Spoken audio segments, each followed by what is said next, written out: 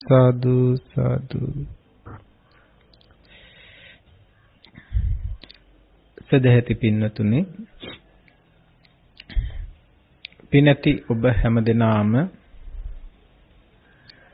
මේ මොහොතේ සූදානම් වෙන්නේ ලෞතර බුදු සමිඳුන්ගේ ලෞතර රසයේ රස විඳින්නට යම් වූ ප්‍රියමනාප වූ මధుර වූ රසයක් වේ නම් බුදුරජාණන් වහන්සේ දේශනා කරන්නට යෙදුණු ආශ්චර්යවත් ශ්‍රී සද්ධර්මයේ රසය තරම් රසයක් ශ්‍රද්ධාවන්තයෙකුට ප්‍රඥාවන්තයෙකුට මේ ලෝකේ තවත් නැති තරම්. ඒ නිසාමයි බුදු සමිඳුන් දේශනා කරන්නේ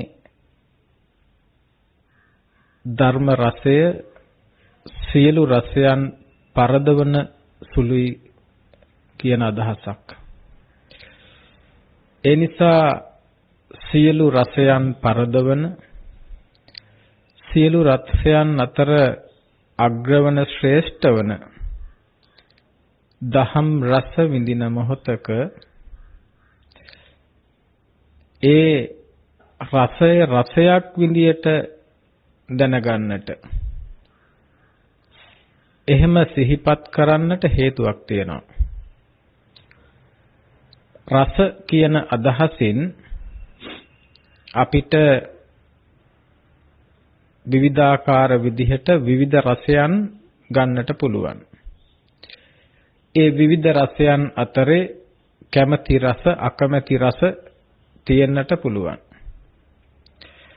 මෙතනදී ධර්ම රස විදිහට සිහිපත් කරන්නේ එය බොහෝම ප්‍රිය මනාප රසවත් ප්‍රණීත කියන අදහසක් ඇතුවයි. ඒ සියලු රසයන් අතර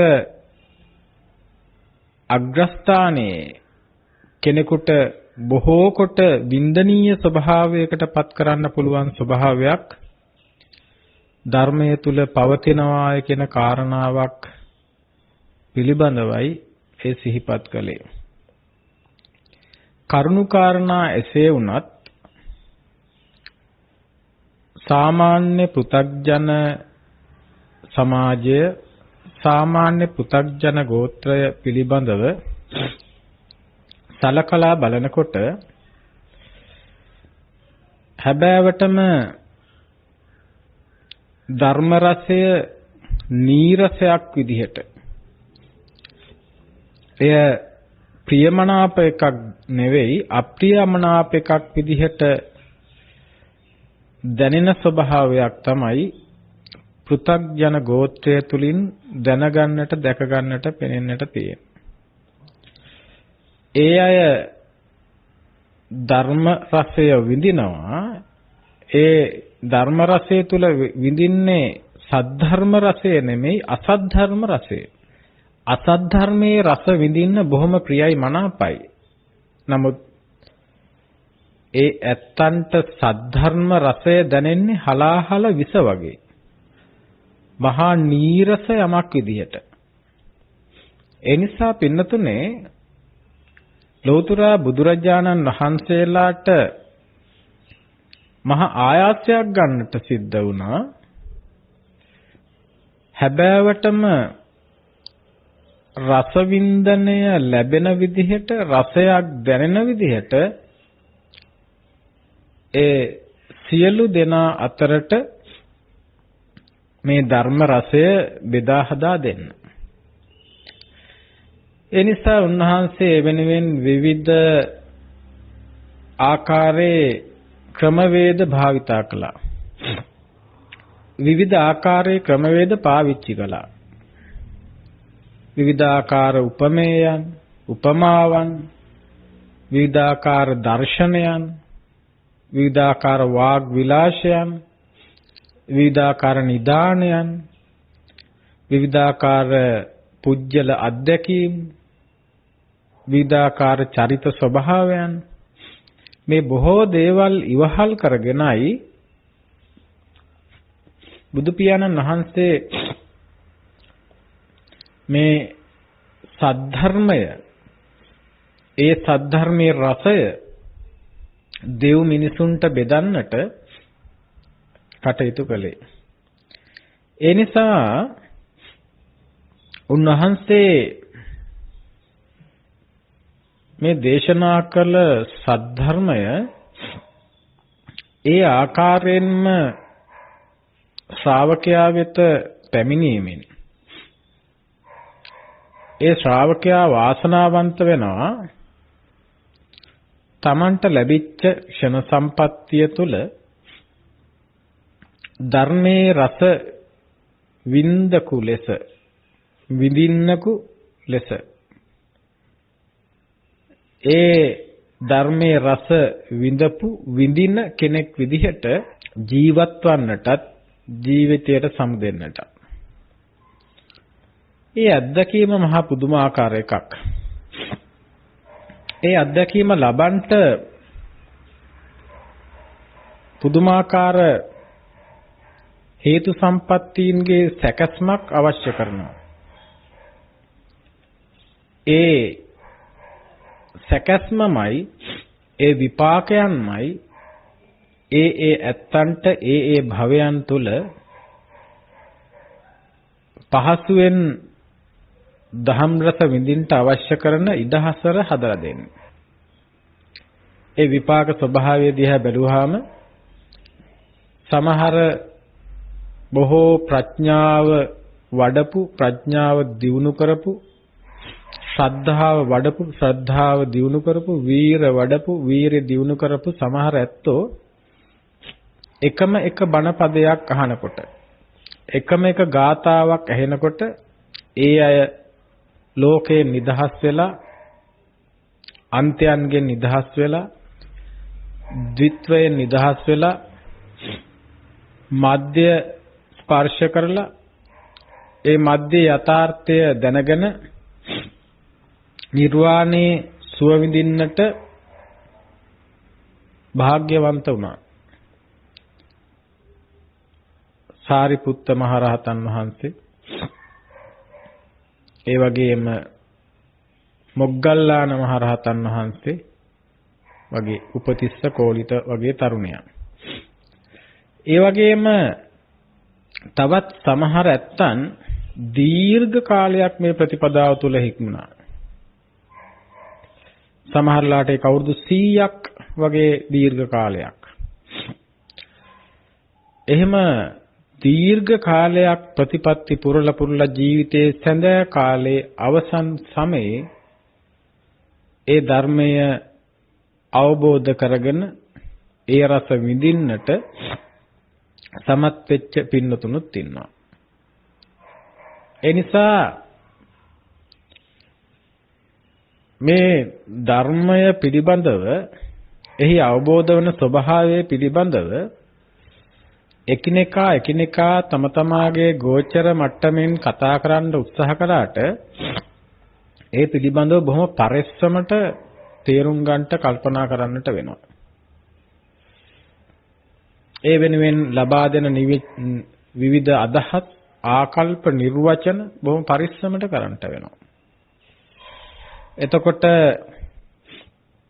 විවිධාකාර විදිහට කුසලය අවශ්‍යද, පින අවශ්‍යද නැද්ද, විදර්ශනාවද කළ යුතු වන්නේ, සමතයද කළ යුතු වන්නේ, සමතේ විදර්ශනාව දෙකම කළ යුතුයිද, එහෙමත් නැත්නම් නිවන බොහෝ දුර එකක්ද, බොහෝ ළඟ එකක්ද, මේ මොහොතේ ස්පර්ශ කළ හැකිද, නැත්නම් එයට බොහෝ පෙරුමන් පුරා මෛත්‍රී බුද්ධ ශාසනය වගේ කාලයක් වෙනකන් අවශ්‍ය කරන ගුණධර්ම එක්රැස් කරගත යුතුයිද?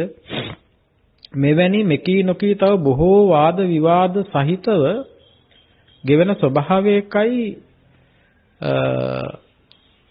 ගෙවන වටපිටාවකයි ඔබත් අපත් මේ ධහමත් ශ්‍රවණය කරන්නේ. ඒ නිසා මෙහිදී හොඳින් තේරුම් ගත යුතු කාරණය තමයි පින්නතුනේ, මේ ධර්මය, බුදුරජාණන් වහන්සේ දේශනා කළ ධර්මය නානත්ව වූ කයක් සහිත නානත්ව වූ සංඥා සහිත මේ සත්ව ස්වභාවය ධාතු නානත්වයේ සිට සංඥා නානත්වයක් දක්වා ඊතා විචිත්‍ර වූ පුලුල් වූ නානත්වයක් තුල සකස් වෙච්ච සත්ව ස්වභාවයක් වෙතයි මේ ධහම උන්වහන්සේ ප්‍රවර්තනය කරන්නේ.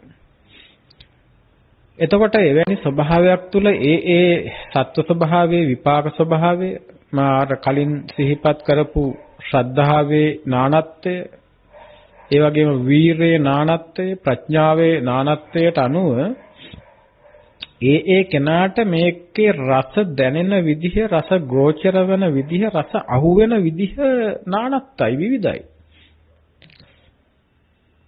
ඒ නිසා ඔබට යම් විදිහකට මේක අහු වෙච්ච ක්‍රමයටම අන් සියල්ලටම මේක අහු වෙනවා කියන තැන ඉන්නේ පාපින්නතුනේ. නැත්තම් ඔබට නිවැරදි ලෙස වැටහුණු ක්‍රමයේ විදිහම පමණයි මේ මාර්ගය තුල සැකසීලා තියෙන්නේ කියන එක පමණක් ගන්න තැනකට ඔබ එන්න එක සුදුසු නැහැ. ඒ නිසා විවිධාකාර උත්සාහයන්, විවිධ කාල පරාසයන් තුරු උත්සාහයන්, ඒ වගේම ධර්මය අවබෝධ කරන්නන් නොකරන්නන්, එක මොහොතක නිස්සරණය පමණක් ඇසෙන තැනදී අවබෝධ කරන උද්ගටිතඥ වගේ ප්‍රඥාවන්තයන්, ඒ වගේම ආදීනවයත් නිස්සරණයත් ඇහෙන තැන අවබෝධ කරන විපතිතඥ වගේ ඇත්තන්, ආස්වාදයත් ආදීනවත් නිස්සාරණයත් තුනම ඇහෙන තැන අවබෝධ කරන නෙය්‍ය පුජ්‍යලයන්, ඒ වගේම මොනම විදිහකින් කොපමණ ධර්මය ශ්‍රවණය කළත්, කොපමණ සත්පුරුෂ ඇසුර ජීවිත කාලය පුරාම ලැබුවත් මේ ධහම අවබෝධ කරන්ට අසමත් වන පදපරම ඇත්තනුත් සිටින ලෝකයකයි, සිටින සමාජයකයි ඔබ අප මේ කටයුතු කරන්න කියන දේ පිළිබඳවත් අදහසක් ගන්නට ඕනේ. ඒ නිසා හැබෑවටම මේ මොහොත ධර්මය අවබෝධ කරන මොහොත තමයි ඔබේ බලාපොරොත්තුව මේ මොහොත තුල අවබෝධ කළ හැකි, අවබෝධ කළ යුතු ධමයක් පිළිබඳව තමයි. නමුත් සමහර වෙලාවට හිතනවා ඒ සියල්ලට වඩා ඊට බාධක ධර්මයන් වූ දේවල් සුද්ධ පවිත්‍ර කරගෙනම ඒ ධර්මය ඔබට කියන්නට උත්සාහ කරන එක ඊටමත් ඵලදායී කියන අදහසක් නිරන්තරයෙන් අපට ඇහෙන්නට, දැනෙන්නට, පෙනෙන්නට තියෙනවා.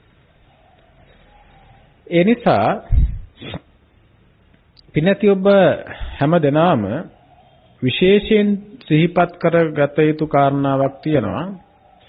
ඒ තමයි මේ ධර්මය හැම මොහොතකම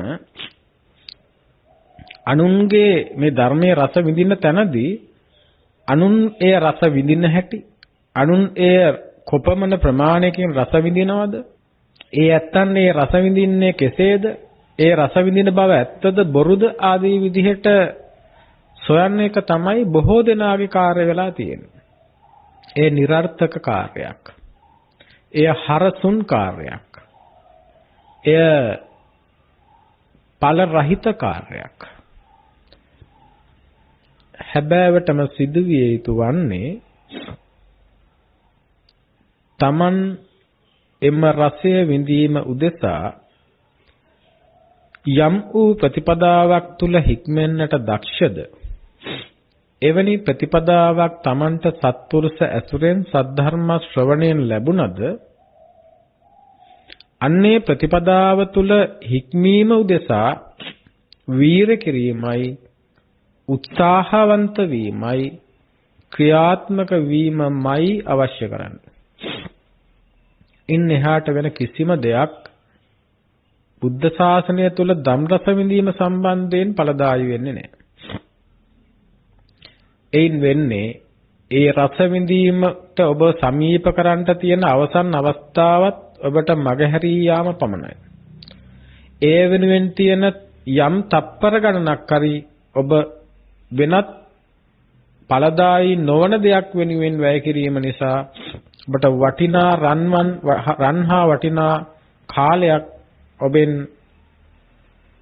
ඔබට අතහැරී යාම පමණයි.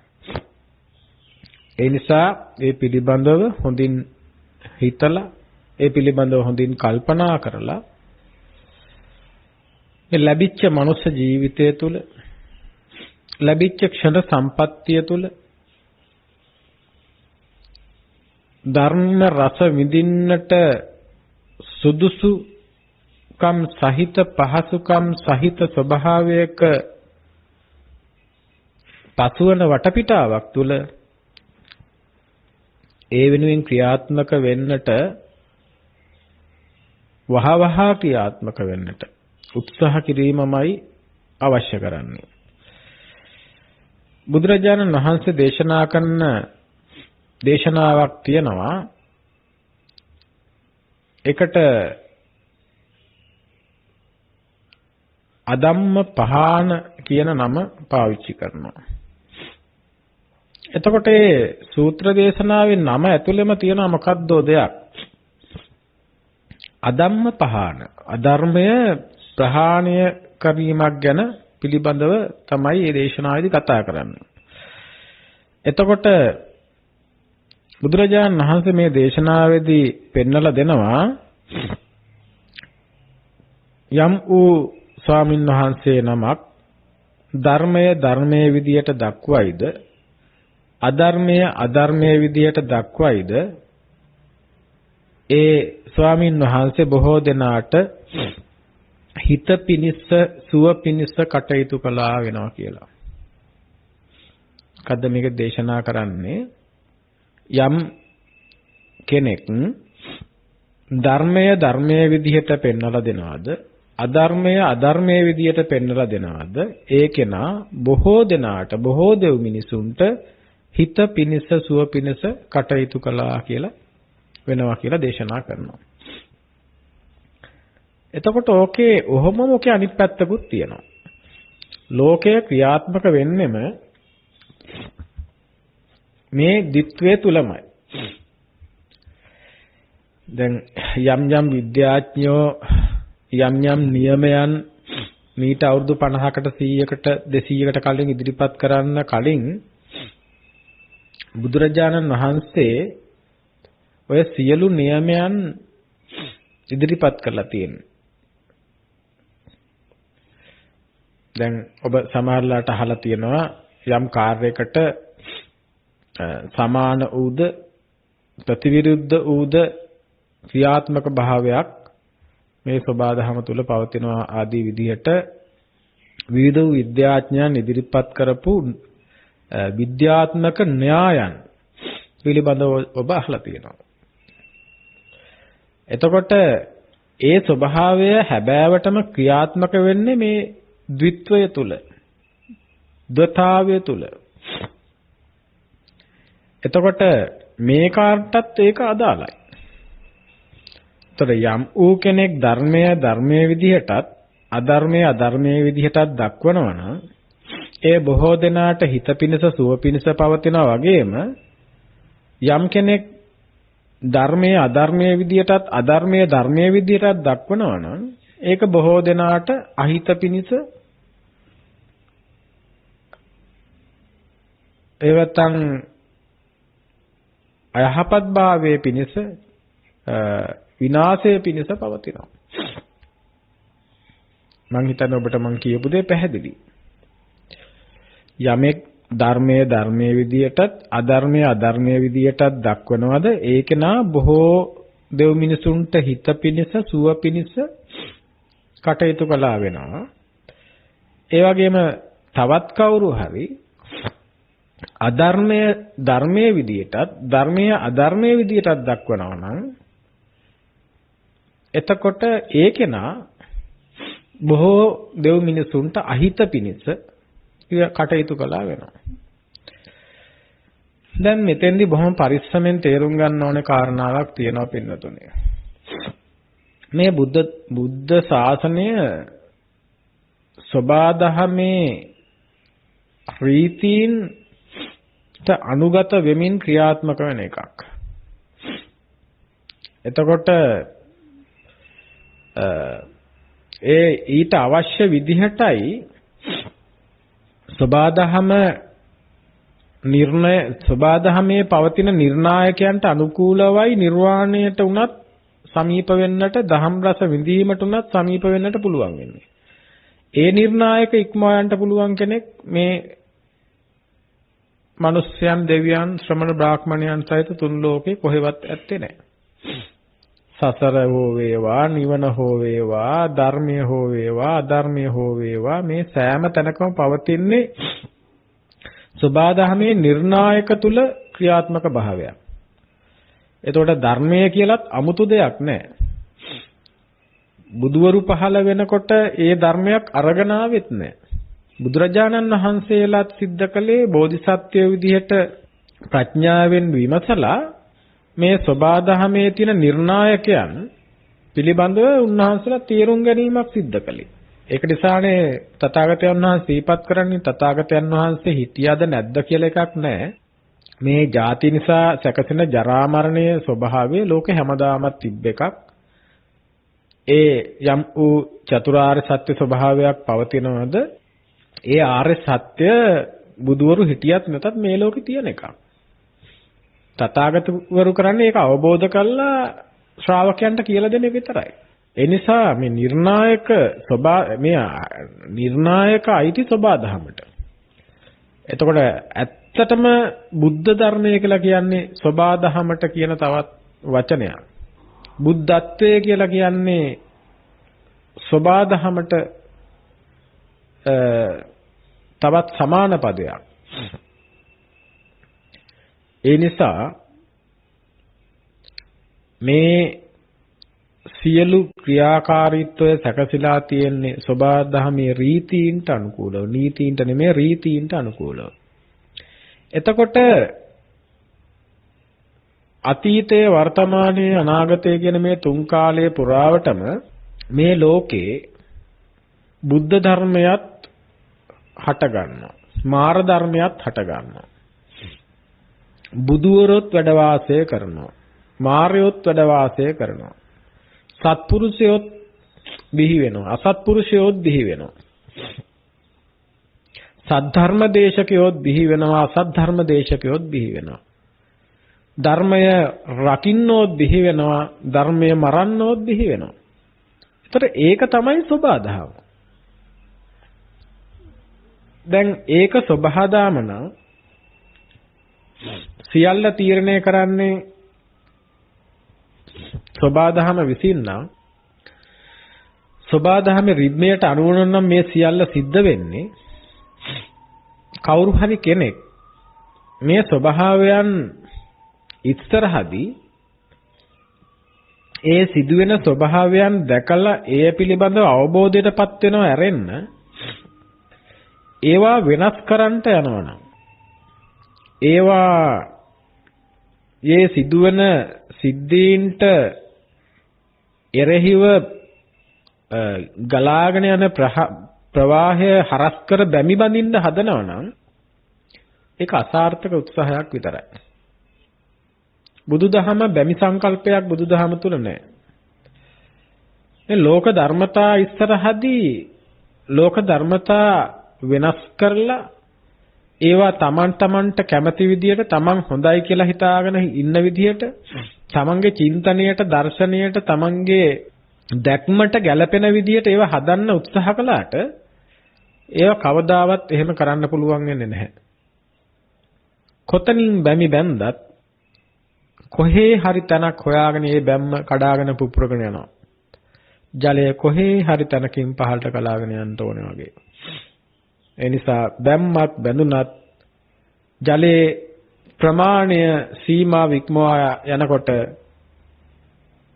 ඒ ප්‍රමාණයට අදාළ ජලය පහළට ගලාගෙන යන පිටවාණක් හදන්නම වෙනවා. එහෙම නොවුනොත් ඒ බැමි පුපුරලා කඩාගෙන යනවා. එහෙම කඩාගෙන නොයන බැම්මක් බඳින්න දක්ෂයෝ මේ ලෝකේ කොහෙවත් පහළ වෙන්නේ නැහැ. එහෙම කොයිතරම් ඝනකමින් ශක්තිමත් බැමි හැදුවත් කොහේ හරි තැනකින් ඒ ජලය එතනින් එහාට ගලාගෙන යාම සිද්ධ වෙනවා. ඒ නිසා තමයි මම සිහිපත් කරන්නේ මේ ධර්මය රකින්න පිරිස්, ධර්මය නසන පිරිස් ආදී විදිහට වාද විවාද කරගෙන, පිල් බෙදීගෙන විවිධාකාර විදිහට එකිනෙකාට පිල් විදිහට එහෙමත් නැත්නම් ගුරුකුල විදිහට බෙදීගෙන චෝදනා කරගෙන දොස්පරොස් නගාගෙන ක්‍රියාත්මක කරන ස්වභාවය තුල හොඳින් අසන්න පින්නතුනේ බොහෝම කරුණාවෙන් සිහිපත් කරන්නේ ධර්මය කවුරු හරි කෙනෙක් මේ පර්යාප්තිය වෙනස් කරනවා නම් විකෘති කරනවා නම් විකෘති කරන්න හදනවා නම් අන්නේ වෙනස් කරන විකෘති කරන සහ විකෘති කරන්න හදන කෙනාටත් වඩා ඒ වෙනස් කිරීම විකෘති කිරීම ඉස්සරහා කලකිරෙන කිපෙන ඒ විකෘති කිරීවන ස්වභාවයන් ඒවා නිවැරදි කරන්නට උත්සාහ කරන කෙනා තුල ආවේගශීලීව රාගයෙන් ද්වේෂයෙන් මෝහයෙන් යුක්තව එවැනි විකෘති කිරීම නිවැරදි කරන්නට යම් කෙනෙක් උත්සාහ කරනවා නම් බුදුරජාණන් වහන්සේ මේ සිහිපත් කරන ධර්මයේ විදියට අධර්මයේ විදියට දේශනා කරන කෙනා බොහෝම හිතසුව පිණිස ක්‍රියාත්මක වෙනවා කියපු තැන අධර්මයේ විදියටත් ධර්මයේ විදියටත් පෙන්වා දෙනවා කියලා කියන්නේ ඔය විදිහ එකක් නෙමෙයි. ඒකේනා ධර්මයේ විදියට පෙන්වලා දෙනවා කියලා කියන්නේ අවිද්‍යා නිරෝධයෙන් සංඛාර නිරෝධ වෙනවා, සංඛාර නිරෝධයෙන් විඥාන නිරෝධ වෙනවා. මේ විදියට සසරෙන් මිදෙන සිද්ධාන්තය ඒ විදිහටම කියලා දෙන එකත් ඒ වගේම අධර්මයේ විදිහට කියලා දෙනවා කියලා කියන්නේ අවිද්‍යාවෙන් සංඛාර සකස් වෙලා සංඛාරයන්ගෙන් විඥානය සකස් වෙලා මේ විදිහට මේ දුක ලෝකයේ සකස් වෙන විදිහ එතන ලෝකයේ තුල අධර්මය නැත්තම් දුක නැත්තම් මේ ලෝකය සමුදය වන විදිහ කියලා දෙනවා. එයින් අවිද්‍යා නිරෝධය වේගන යන මාර්ගයේ නිවන සැකසෙන විදිහත් අවිද්‍යාවෙන් සංකාර සකස් වේගන යන ක්‍රමයේ තුල දුක ලෝකයේ සැකසෙන විදිහත් බණාකොට පැහැදිලිව निराවුල්ව බෙදලා වෙන් කරලා පැහැදිලි කරලා විග්‍රහ කරලා පෙන්නලා මතු කරලා පෙන්නනවා. එහෙම නැතුව අධර්මයේ විදියට ධර්මයේ විදියට පෙන්වනවා කියලා කියන්නේ එකිනෙකා සමග එනකොටා ගන්න එක නෙමෙයි. පින්නතුනේ ඒක එහෙමනම් බුදුරජාණන් වහන්සේ දේශනා කරනවා තමන් වහන්සේට පරිභව කරන තමන් වහන්සේ ධර්ම රත්නයට සංඝ රත්නයට නැත්තම් ශාස්ත්‍රවරයාට විවිධාකාර අපවාද කරන දොස් නගන තැනදිත් යම් ශ්‍රාවකෙක් එයින් කලකිරෙනවා නම් කෝප ගන්නවා නම් තැති ගන්නවා නම් ඒකේනා තමන්ගේ ශ්‍රාවක භූමිය තුල එහෙම නැත්නම් තමන්ගේ ධර්මයේ තුල හික්මන කෙනෙක් නෙවෙයි කියලා. මේකෙන් ඔබට තේරෙන්න ඕනේ බුදුරජාණන් වහන්සේ පෙන්වන්නේ මේ සබාධමේ රිද්මය දැනගන්න විතරයි. මේ සබාධමේ රිද්මය අවබෝධ කරගන්න විතරයි. අවබෝධ කළා අන්ත දෙකෙන් නිදහස් වෙන්න එච්චරයි. සබාධමේ රිද්මය අවබෝධ වෙනකොට එයාට ඔය මෙච්චර කල් පැන හිටපු එකක් අතහැරෙනකොට තව එකක් අල්ලගත්තා. ඒක අතහැරනකොට තව එකක් අල්ලගත්තා. දෙපැත්තට ඒකෙන් මේකට මේකෙන් මේකට ඒකෙන් මේකට ඔය විදිහට අන්තයෙන් අන්තයට එකක් අතහැරලා අනික අල්ලගන්න අනික අතහැරලා ඒක අල්ලගන්න ස්වභාවයෙන් එයා නිදහස් වෙලා යනවා මේ අන්ත දෙකේම තියෙන හීනෝ ගම්මෝ පොතුජ්ජනිකෝ අනරියෝ අනත්සංගිතෝ දුක්ඛෝ කියන ස්වභාවය තේරුණාට පස්සේ මේක හීන ග්‍රාම්‍ය ලාමක ප්‍රාථමික දුක්සහගත අනාර්ය ආර්යෝ වටිනාකමක් නොදෙන ඒ වගේම අනර්ථයම පිනිස හේතු වන ස්වභාවයක් විතරයි මේ අන්ත දෙකේම තියෙන්නේ කියලා තේරුණාට පස්සේ ලාමක දේවල් පහත් දේවල් හීන දේවල් ග්‍රාම්‍ය දේවල් ආර්ය අගේ නොකරන දේවල් අනර්ථයේ පිනිස හේතු වන දේවල් කවුද ඒ තව තවත් ඉස්සරහට පිළිපදින්නේ. ඒතර ශ්‍රාවකයාට වැටහෙන්න ඕනේ ඒක එහෙම එකක් කියලා. ඒක එහෙම එකක් කියලා ශ්‍රාවකයට වැටුණාට පස්සේ එයා ඒ දෙක අතහැරලා දානවා. ඒතර ඒක එහෙම එකක් කියලා වැටහෙනකොට එයා එයා ඒක අතහැරලා දාන්න පුළුවන් වන විදිහේ එයා තුල චින්තනයක් දර්ශනයක් පහළ වෙනවා. ඒක තමයි බුද්ධ ශාසනයේ එයා ලබන පළවෙනි වටිනා සම්මානය. ඒ පළවෙනි වටිනා සම්මානය ලැබීමත් එක්ක තමයි එයාගේ බුද්ධ ශාසනය තුල මේ සෝතයට මුසු වීම සිද්ධ වෙන්නේ. ඉතින් ඒක නිසා කවදාවත් බුද්ධ ශාසනය තුලේ උද්ඝෝෂණ අරගල කිරීම ඇයි ඔබ මෙහෙම කරන්නේ? ඔබට මෙහෙම කරන්න පුළුවන්ද? ඔබ මෙහෙම කළ යුතු කෙනෙක්ද? මේවා කරන්න බෑ. අපි ඉන්නකම් මේවා කරන්න ඉඩ දෙන්නේ. මේ ධර්මයේ කනවා, ධර්මයේ විනාශ කරනවා, ධර්මයේ විකෘති කරනවා. ඒ විදිහට අරගල කරන්න, නැත්තම් එකිනෙකාට අරියාදු කරන්න, එකිනෙකාට වෙනස්කම් කරන්න, එකිනෙකාට චෝදනා කරන්න කරන හැම වෙලාවකම මේ චෝදනාව සහ වෙනස්කමේ සියල්ල Taman දිහාවටයි දික් වෙලා තියෙන්නේ ඒ ඇඟිලි. ඒකට හේතුව එයා බුදුරජාණන් වහන්සේගේ ධර්මයේ ස්වභාවයෙන් නෙවෙයි ක්‍රියාත්මක වෙන්නේ.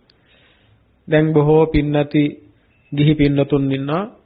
ස්වාමින් වහන්සේලාගේ දුසිල්වත් භාවයන් ඉස්සරහා ස්වාමින් වහන්සේලාට එය අදහස් පළ කරනවා. සිවුරු ඇරවල යවිය යුතුයි, ගහලා පැන්නිය යුතුයි, ඔළුව පැලිය යුතුයි, නැත්තම් තව දඬුවම් දිය යුතුයි. ඒ අය එතනත් ධර්මයේ තුල නැහැ. බුදුරජාණන් වහන්සේගේ ධර්මයට අනුව නම් ඒ අයට ලබා දිය හැකි එකම එක ස්වභාවයක් විතරයි උන්වහන්සේ දේශනා කරන්නේ. එවැනි අය ප්‍රතික්ෂේප කරන්නට කියනවා. එවැනි අයට සිව්පසය ලබා දීමෙන් වැළකී ඉන්නට කියනවා. එපමණයි. එතනින් එහාට තව කාටවත් දඬුවම් කරන්න මේ ලෝකේ තව කවුරුත් කෙනෙක් නැහැ. ඒ සියලු දෙනාගේ වරදකාරයෝ සහ දඬුවම්කාරයෝ කියන ස්වභාවය ඒ කෙනා තුළම සියල්ල සැකසීලා ඉවරයි. ඒ නිසා කවුරු හරි කෙනෙක් තව කෙනෙකුට දඬුවම් කරන්න යනවා නම් එයා තමන් දඬුවමක් විඳින්න සුදුසු කෙනෙක් බවට පත්වීමක් ඒ සිද්ධ වෙන්නේ. තව කෙනෙකුට දඬුවම් කරන්න යන සෑම කෙනෙක්ම සුදුසුකමක් ලබනවා දඬුවමක් විඳින්න. ඔක හොඳට මතක තියාගන්න. තව කවුරු හරි නිවැරදි කිරීමට උදෙසායයි සිතමින් ඒ නිවැරදි කරන්නට දඬුවම් කරන්න යන සෑම කෙනෙක්ම එයා Taman දඬුවමක් විඳින්න අවශ්‍ය කරන විදිහේ ස්වභාවයක් සකස් කරගන්නවා. ඒ නිසා යමෙකුගේ සීලය, යමෙකුගේ සමාධිය, යමෙකුගේ ප්‍රඥාව ඒ කෙනාට සාපේක්ෂයි. පැවිදිව ඉන්නවද නැද්ද? උපැවිදි වෙනවද නැද්ද? ගිහිව ඉන්නවද නැද්ද? ඒ සියල්ල ඔහුට සාපේක්ෂයි. ඒ වගේම එවැනි උතුමන් තෝරා බේරා ගන්නවද? ඒ අයට දන් දෙනවද නැද්ද? කොයි කෙනාට කුමන අරමුණක් තුල දන් දුන්නොත්ද, සිව්පසය දුන්නොත්ද අවශ්‍ය කරන ඒ ශක්තිය ගොඩනැගෙන්න ආදී විදිය තේරුම් ගැනීමත් ඒ ගිහි පින්නතුන්ගේ අවබෝධයට සාපේක්ෂයි. ඒ නිසා මේ දේවල් එක්ක මේ සියල්ල තුල සිද්ධ වෙලා තියෙන බුද්ධානුමතයේ විකෘති වීමක්. විකෘතීන් සිද්ධ කිරීමත්, කරන විකෘතීන් කිරීම වැළැක්වීමට යාමත්, ඒ වළක්වන්නට ගොස් සිත් කිලිටි කර ගැනීමත්, ඒ තුල රාග දේශ මොහ ඇති කර ගැනීමත්, ධර්මේ නාමෙන් හෝ ඒට හෝ තණ්හාව ඇති කර ගැනීමත්, ඒ වෙනස් වීම තුල ද්වේෂය ඇති කර ගැනීමත්, මේ සියලු අකුසල ධර්මයන් ගොඩනැගීම තුලත් සමහරලාට මා නැවතත් සිහිපත් කරනවා අර විකෘති කරන අය නොදන්නකම හෝ නැත්තම් කපටිකම හෝ නැත්තම් යම් ලාභ සත්කාර කැමැත්තෙන් හෝ ඒ කරන දේවල් ඒ අය ඒ පමණකින්ම කරද්දී අර ඒවා වෙනස් කරන්න යන ඊටත් වඩා මහා බල සම්පන්න විදියට ඒ තුල හානිකර ස්වභාවයක් සකස් කිරීම සිද්ධ කරනවා. ඒ නිසා එදා මෙදා තුර ලෝකයේ මේ ගලාගෙන ගිය විදිහට ගලාගෙන ගියා. බුදු සමිඳුන් ජීවමාන කාලෙත් බුදු සමිඳුන් ඉදිරිපිටත් එවැනි වාද විවාද විකෘතීන් ප්‍රකෘතීන් මේ සියල්ලම සිද්ධ වුණා. එතකොට බුදු සමිඳුන් ජීවමාන කාලේ බුදු සමිඳුන් ඉදිරිපිට සිදුවෙන දේවල් අද වුණා කියලා ඒ එතන තියෙන භයානකම දේ විකෘතීන්යයි හඳුනගන්න පුළුවන් වෙන්නේ ප්‍රകൃතියක ඉන්න කෙනෙකුට විතරයි. මෙන්න මේකත් හොඳින් තේරුම් ගන්න. යම් විකෘතියක් පිළිබඳව අදහසක් ඔබට එනවනම් එය විකෘතියක් බව ඔබට තේරුම් ගන්න වෙන්නේ ඔබ ප්‍රകൃතියක් තුල ඉන්නවනම් විතරයි. ඇත්තටම පින්නතුනේ එය හැබෑවටම විකෘතියක්ද නැත්නම් ඔබ සිටින්නේ විකෘතියකදයි කවුරු කෙසේ කියන්නද? ඒ නිසා මුලින්ම බැලිය යුත්තේ අනුන්ගේ විකෘතිය දෙස නෙමෙයි තමන් ප්‍රകൃතියයි සිතා සිටින්න උදේ හැබෑවටම ප්‍රകൃතියද විකෘතියද කියලා හොයන එකයි ඔබේ කාර්යය. ඔබේ කාර්යය එකයි. අනුන්ගේ විකෘතිය හොයන එක නෙමෙයි තමා සිටින්නේ ප්‍රകൃතියකද විකෘතියකද කියලා හොයාගන්න එක. ඒ නිසා එවැනි සමාජ සෝදනයක් මේ කාලේ හැටියට මෙවැනි දේශනා කරන්නට සිද්ධ වෙලා ඒ දේශනා සිද්ධ කරන්නේ ඒ නිවන් මඟ දේශනා කරන ගමන් ඔබ තව තවත් මේ ධර්ම මාර්ගය තුල ශක්තිමත් වෙන්න නම් ඔබ මේ සබාදාමේ රීතීන්ට අනුගත වීම අවශ්‍යම කරන කාරණාවක් නිසා එහෙම නොවුනොත් එහි අයහපත් බලපෑම ඔබට බොහෝ කොට දකින්නට විඳින්නට සිද්ධ වෙන නිසා එතකොට හැබෑවටම මේ විකෘති කරන හෝ නොකරන හෝ ධර්මය කියලා කියන්නේ සත්‍ය. එතකොට මේ ලෝකේ සත්‍ය දෙකක් තුනක් නැහැ.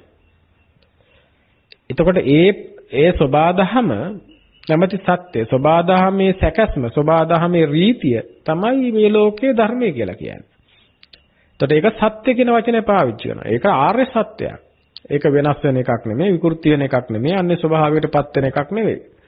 ඒ නිසා ඒකට තථාගතයන් වහන්සේ තත අවිතත අනඤ්‍යත කියන වචන පාවිච්චි කරනවා. වෙනස් වෙන්නේ නැහැ විකෘති වෙන්නේ නැහැ අන්නේ ස්වභාවයටපත් වෙන්නේ නැහැ. ඉතින් කොහොමද ඒකට වෙනස් කරන්නේ? කොහොමද ඒක විකෘති කරන්නේ? කොහොමද ඒක අන්නේ ස්වභාවයකටපත් වෙන්නේ? එහෙම වෙන්නේ නැහැ. ඒ අන්නේ ස්වභාවයටපත් කරනවා නම් ඒක අන්නේ ස්වභාවයටපත් වූ එකක්. ඒක ධර්මය නෙමෙයි.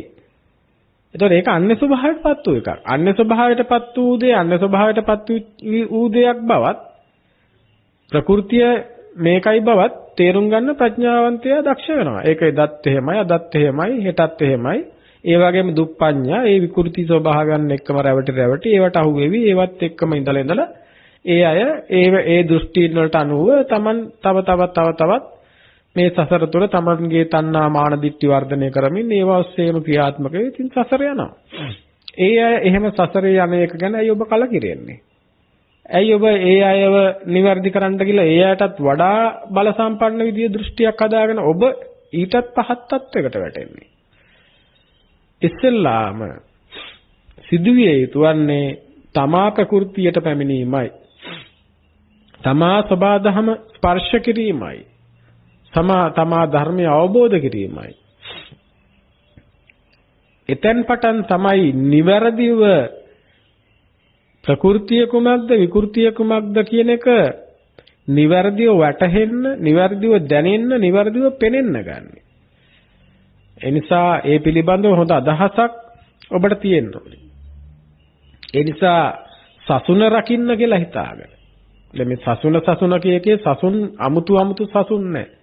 ධර්මය කියලා අමුතු එකක්, විනය කියලා අමුතු එකක්, ශාසනය කියලා අමුතු එකක් නැහැ. ධර්මය කියන්නේ, විනය කියන්නේ, ශාසනය කියන්නේ සබාධමයට. එහෙමත් නැත්නම් හිත නිවෙන ප්‍රතිපදාවට. එහෙමත් නැත්නම් මේ අන්ත දෙකෙන් නිදහස් වෙලා ද්විත්වයෙන් මිදිලා මධ්‍යය තුල යථාර්ථය දකින ස්වභාවයට. තවත් විදිහකින් කියනවා නම් ලෝකයේ අනිච්ච දකින ස්වභාවයට. ඕක දකිනවා කියන්නේ සියල්ලම ඉවරයි. වැඩපිළිවෙල ඉවරයි. ඉතින් එහෙම බොහොම ප්‍රායෝගික දෙයක් තියෙද්දී ඒ වෙනුවට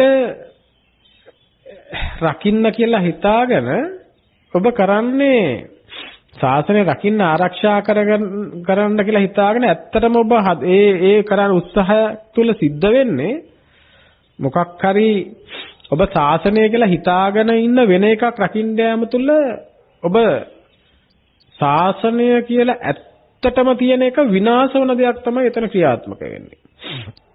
ඔබ ශාසනය රකින්න අනපනත් ගේන එක තුල, ඔබ ශාසනය රකින්න උද්ඝෝෂණ කරන එක, පෙළපාලිය යාම තුල, එහෙම නැත්නම් විවිධාකාර විදිහේ සත්‍යාග්‍රහයන් සිද්ධ කරන එක තුල, නීති සම්පාදනය කිරීම තුල, ඊළඟට අරගල කිරීම තුල, යුද්ධ කිරීම තුල, දැන් ආගම් වල නාමයෙන් යුද්ධ කරනවා, ලේ වගුරුවනවා.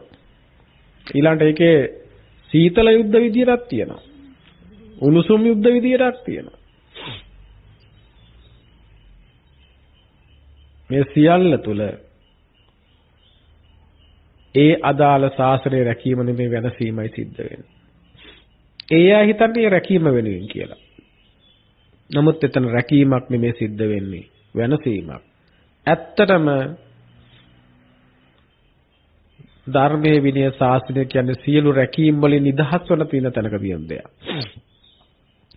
සියලු නඩත්තු කිරීම තුලින් නිදහස් වූ තැනක තියෙන දෙයක්. සියලු වේගවත් ගමනන් කිරීම තුල නතර වෙන තැනක තියෙන දෙයක්. එතෙන්ට පැමිණ කෙනෙකුට ආයේ නඩත්තු කරන්න, රකින්න, දුවන්න, ගමන් කරන්න දෙයක් නැහැ. ඇයි ඔබට මේක තේරෙන්නේ නැත්තේ? ඇයි ඔබ හරි තැනින් මේ සර්පයා නැමැති ධර්මය අල්ලගන්නේ නැත්තේ? ඇයි හැමදාම මේ සර්පයාගේ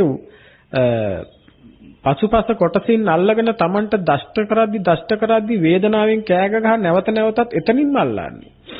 අල්ලගන්නකො සර්පයාගේ හිසෙන්. එතන හිසෙන් කියලා කියන්නේ නිවැරදි තැනින් අල්ලගත යුතුයි. නිවැරදි තැනින්. Tamanට දෂ්ට කරන්න බැරි තැනින්. ධර්මයේ හැම එකක් නිවැරදි තැනින් අල්ලගත යුතුයි. යදා පඤ්ඤාය පස්සති, මේක ප්‍රඥාවෙන් දැකිය යුතුයි.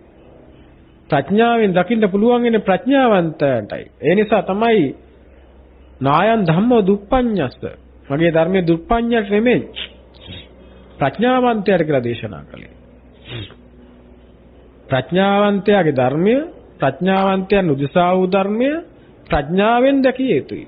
යදා පඤ්ඤාය පස්සති අත දිබ්බින්දති දුක්ඛේ. ඒ ප්‍රඥාවෙන් දැක්කහම තමයි දුකෙන් නිදහස් වෙන්න පුළුවන් වෙන්නේ.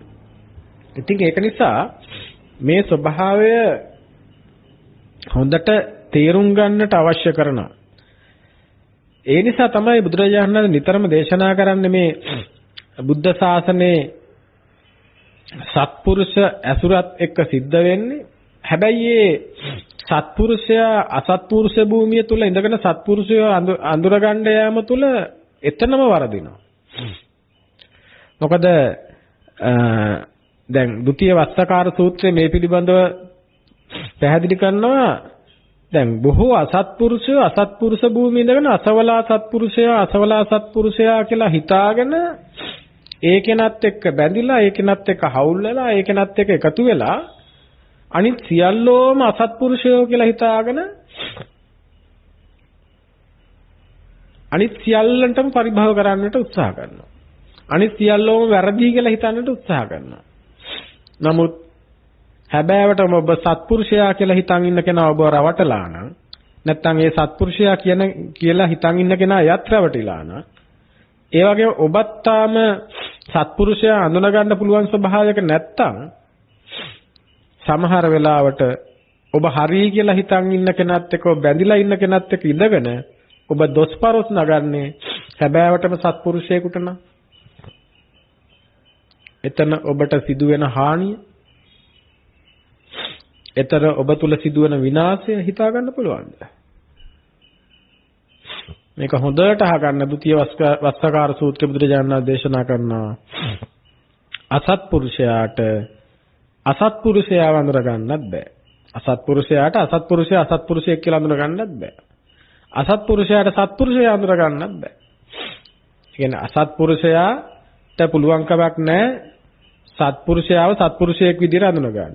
අසත්පුරුෂයාට පුළුවන් කමක් නැහැ අසත්පුරුෂයෙක්ව ඒ අසත්පුරුෂයෙක් කියලා අඳුන ගන්න.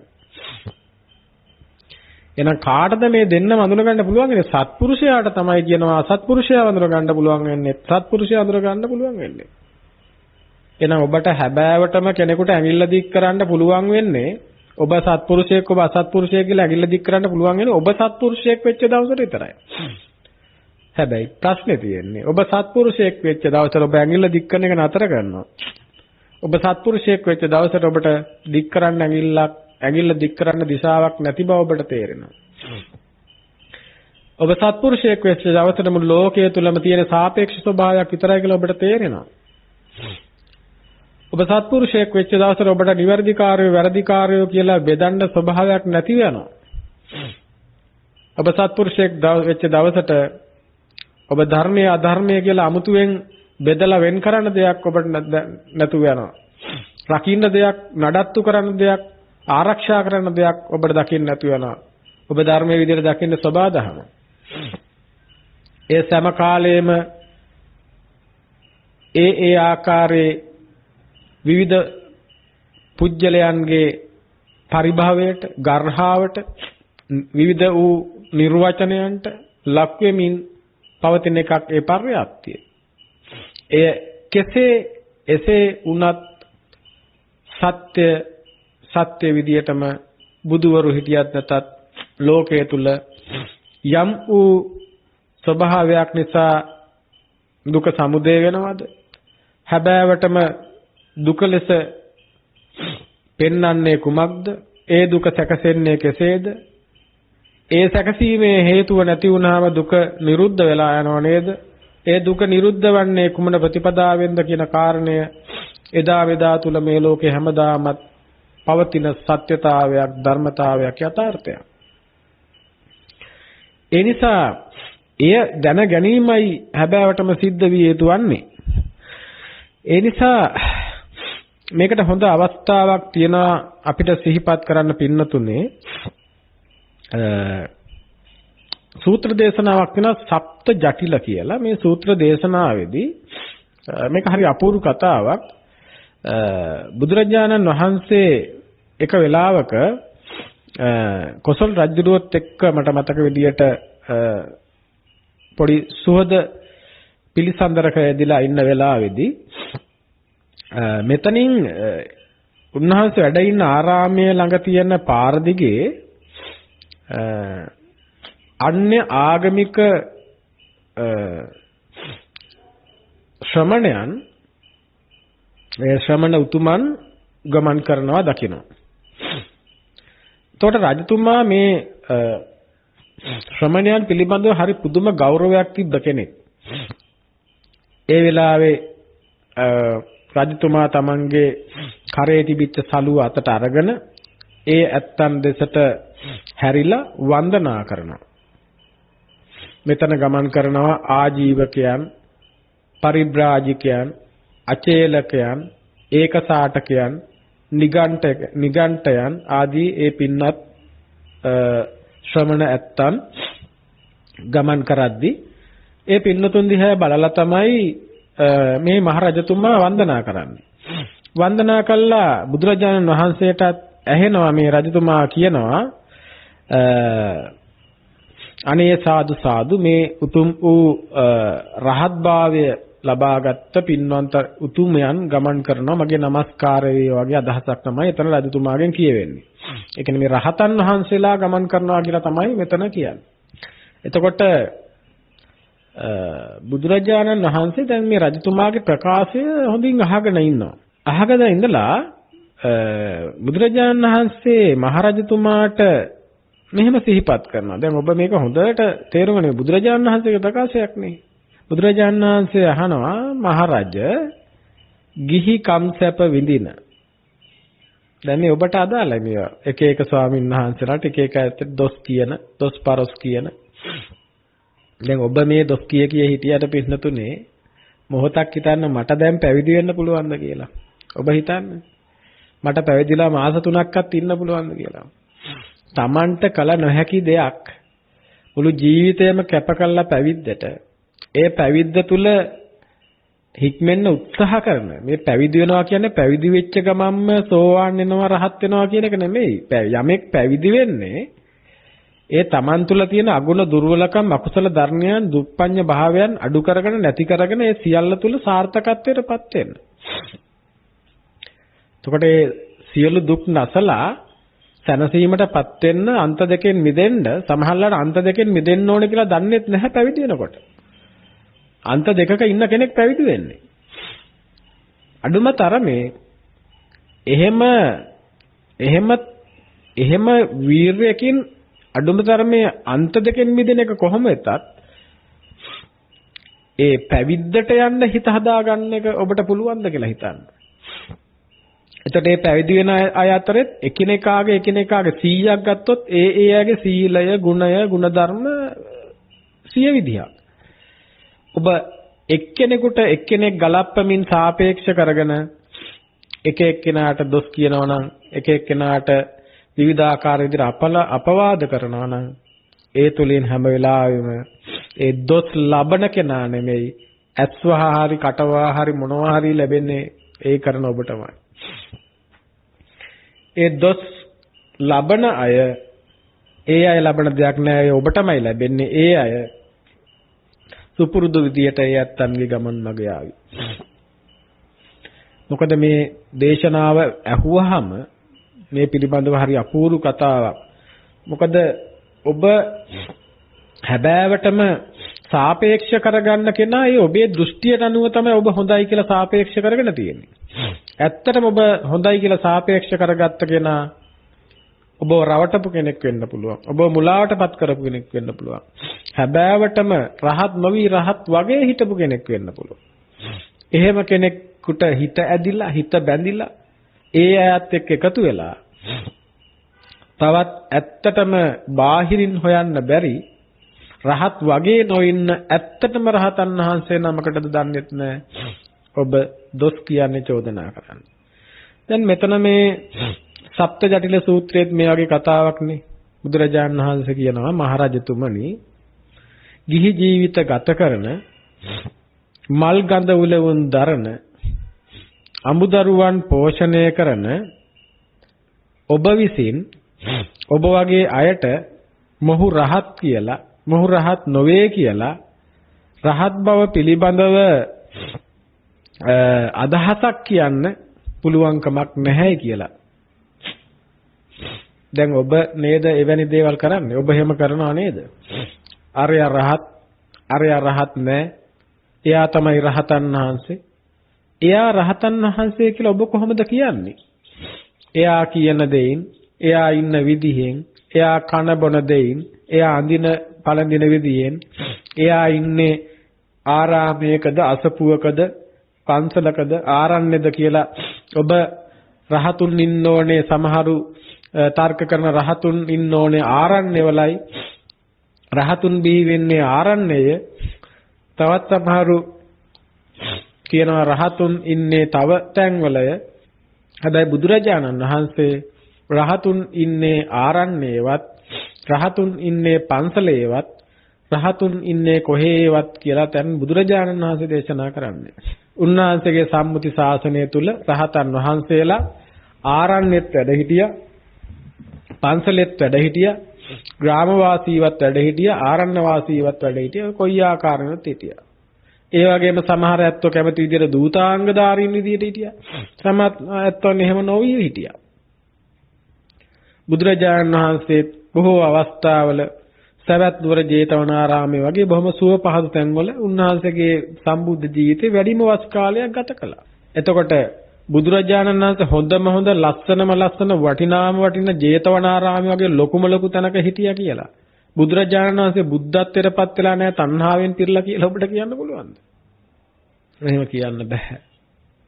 එතකොට මහරජතුමාට බුදුරජාණන් වහන්සේ මේ වෙලාවේ සිහිපත් කරනවා මහරජතුමනි ගිහි ජීවිත ගත කරන අමුදරුව පෝෂණය කරන මල් ගඳ විලවුන් දරන ඔබ වගේ ගිහි ඇත්තන්ට මෙයා රහත් නැතේ කියලා එහෙම බෙදලා ඔබට කියන්න පුළුවන්කමක් නැහැ. ඔබ එහෙම දන්නේ නැහැ. ඔබ මුලාවකින් දැන් එහෙම කියන්නේ. එහෙමනම් කොහොමද කාගේ හරි කෙනෙකුගේ අවබෝධය පිළිබඳව යම් හරි අදහසක් ගන්න පුළුවන්. ඒක අදහසක් ගන්න විතරයි. මොකද තව කෙනෙක්ගේ සෝතාපන්න සකදාගාමි අනාගාමි අරිහත් බව කියන්න කවටහන් දෙන ගුරුවරයාට පුළුවන්ද? බෑ. එහෙනම් තවත් ස්වාමීන් වහන්සේ නමකට පුළුවන්ද?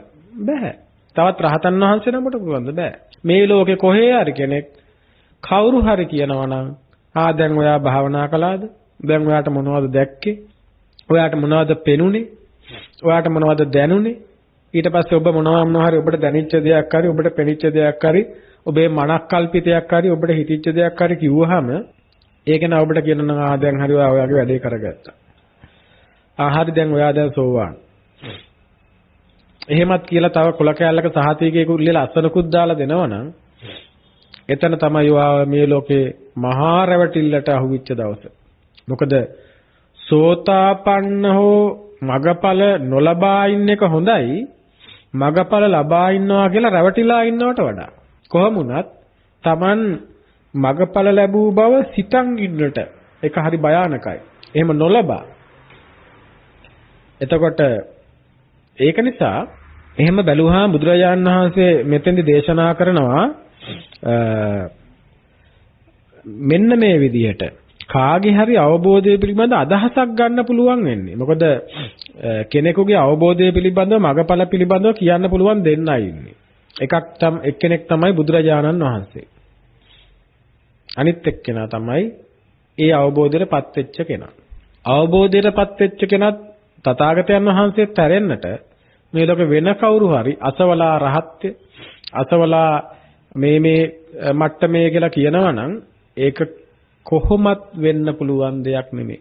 ඒ වගේම එක තවත් බුදුරජාණන් වහන්සේ දේශනා කරන්නේ ඊටත් වඩා කල නොහැකි කියන ඔබ වැනි ගිහි ජීවිත ගත කරන අමුදරුව පෝෂණය කරන මල් ගඳ විලවුන් දරන අඩුම ගමනේ ඒ නෙක්ඛම්මේ මේ කාම ජීවිතයෙන් ගෘහ ජීවිතයෙන් නිදහස් වෙලා පැවිද්දක්වත් ගත කරන්න බැරි ඔබ එකිනෙකාගේ රහත් භාවය පිළිබඳව මිනුම් තියා ගන්නවා නම් ඒක කෙසේවත් සිදු නොවන කාරණාවක් විදියටයි බුදුරජාණන් වහන්සේ දේශනා කරන්නේ. ඒතර යම් අදහසක් ගන්න ඕන නම් උන්වහන්සේ මෙහෙම දේශනා කරනවා. එහෙම කෙනෙක් පිළිබඳව අදහසක් අපිට ගන්න පුළුවන් වෙන වෙලා ඉඳලා නෙමෙයි එක්ව ජීවත් වෙලා. එක්ව ජීවත් වෙනා කියන්නේ කාලයත් ඒ අයව ඇසුරු කරලා පුළුවන්කම තියෙනවා යම් අදහසක් ගන්න. එතකොට එහෙමවත් ඇසුරක්වත් නැතුව ඉඳලා හිටලා ගිහිල්ලා වචනයක් දෙකක් අහලා රූප වාහිනියෙන් ගුවන් විදුලියේ මොකක් හරි පද දෙකක් තුනක් අහලා එහෙමත් නැත්නම් දාන ටිකක් ගෙන්න දීලාවේදී බොහොම කනටවත් ඇහෙන්නේ නැති විදියට බොහොම හිමින් කතා කරලා මොනවා හරි බොහොම මිත්‍රශීලී විදියට කරුණාවක් මෛත්‍රියක් පෙන්නපු ටිකට එතෙන් බොහොම දුක් විඳින ස්වභාවයකින් ජීවත් වෙච්ච ටිකට ඔබ තීරණය කරනවා නම් මේකේනා අවබෝධයටපත් වෙච්ච කෙනෙක් මේකේනා රහත් වෙච්ච කෙනෙක් කියලා ඒක මුලාවක් විදියටයි බුදුරජාණන් වහන්සේ දේශනා කරන්නේ. මෙතනදී පින්නතුනේ බුදුරජාණන් වහන්සේ දේශනා කරනවා හැබෑවටම කොහොමද කෙනෙක්ගේ අවබෝධය පිළිබඳව අදහසක් ගන්නෙ? උන්වහන්සේ දේශනා කරනවා එයත් එක්ක එක්ව ජීවත් වෙලා කාලයක් ඇසුරු කරලා ඒ කෙනාගේ සීලය පිළිබඳව අදහසක් ගන්න පුළුවන්. ඒ වගේම ඒ කෙනාගේ අදහස් වලින් පුළුවන් පවිත්‍ර බව පිළිබඳව අදහසක් ගන්න. ඒ වගේම එයාගේ ඥාන ශක්තිය පිළිබඳව අදහසක් ගන්න පුළුවන් වෙන්නේ එයා විපතකට මුහුණ දෙන්න අවස්ථාවේදී විපත් වලට මුහුණ දීපුවාම එයා කොහොමද ඒ තුලදී ක්‍රියාත්මක වෙන්නේ. ඒ වගේම එයාගේ ප්‍රඥාව එයාගේ නුවණ ගැන දැනගන්න පුළුවන් වෙන්නේ එයත් එක්ක සාකච්ඡා කරලා. ඔබ විවිධ තීරණ අරගෙන තියනවා නම් මේ බුදු පියාණන් වහන්සේගේ මේ අදහස් පිළිබඳව හොඳ අදහසක් ගන්න. කෙනෙකුගේ සීලය පිළිබඳව දැනගන්න පුළුවන් වෙන්නේ එයත් එක්ක කාලයක් ජීවත් වෙලා ඇසුරු කරලා. ඒ වගේම එයාගේ පවිත්‍ර බව පිරිසිදු බව පිළිබඳව දැනගන්න පුළුවන් වෙන්නේ එයාගේ අදහස් වලින්. ඒ වගේම එයාගේ ඥාන ශක්තිය පිළිබඳව දැනගන්න පුළුවන් වෙන්නේ එයා විපත් වලට මුහුණ දෙන ස්වභාවයන් තුළ. එයා ක්‍රියාත්මක වෙන්නේ කොහොමද කියලා බලලා. ඒ වගේම එයාගේ නුවණ පිළිබඳව දැනගන්න පුළුවන් වෙන්නේ එයත් එක්ක සාකච්ඡා කරලා. දැන් මේ ඔක්කොම ගොනු කරලා කිව්වොත් කෙනෙකුගේ සීලය, පිරිසිදු බව, ඥාන ශක්තිය, අවබෝධය මේ හැම දෙයක්ම බලා ගන්න පුළුවන් වෙන්නේ කාලයක් ඇසුරු කරලා සාකච්ඡා කරලා කොටින්ම කියනවනේ. කාලයක් ඇසුරු කරලා සාකච්ඡා කරනකොට කාලයක් ඇසුරු කරන විපත් වලට මුහුණ දෙනකොට ඒ වලදී ක්‍රියාත්මක වෙන්නේ කොහොමද? කතා කරන්නේ මොනවද? කියන්නේ මොනවද? සාකච්ඡා කරනකොට එයාගේ අදහස් මොනවද? දිග කාලයක් ඉන්නකොට එයාගේ සිල්වත් බව කොහොමද? මේ ඔක්කොම දැනගන්න පුළුවන්. ඔන්න ඔහොම කෙනෙකුගේ අවබෝධය පිළිබඳව යම් අදහසක් ගන්න පුළුවන්. එහෙම අදහසක් ගන්න පුළුවන්.